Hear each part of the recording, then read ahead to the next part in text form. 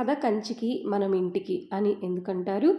ఆ సామెత ఎలా వచ్చింది? కథ తిరుపతికి, కథ మదురైకి, కథ కాశీకి అని ఎందుకనరు? భక్తి టీవీ వారు కోటి దీపోత్సవంలో శ్రీ గరికపాటి నరసింహారావు గారు చెప్పిన జవాబండి. సాధారణంగా ఒక కథ గాని, పురాణం గాని, ప్రవచనం గాని పూర్తయిన తర్వాత దేవుణ్ణి స్మరించుకుంటూ కథని దేవుని దగ్గరకు పంపి ఇక పొద్దుపోయింది ఇంక కథని కంచికి పంపి మనందరం ఇంటికి వెళదాం అనడం ఆనవాయితీ.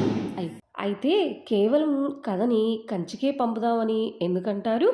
సాధారణంగా తిరుపతిలో శ్రీ వెంకటేశ్వర స్వామి, శ్రీశైలంలో శ్రీ మల్లికార్జున స్వామి, మధురలో మీనాక్షిదేవి, పళనిలో శ్రీ సుబ్రహ్మణ్య స్వామి, ఇలా ముఖ్యంగా ఒక్క ప్రధాన దేవుళ్ళే ఉంటారు. కానీ కంచి పుణ్యక్షేత్రమంతా దేవతలమయం.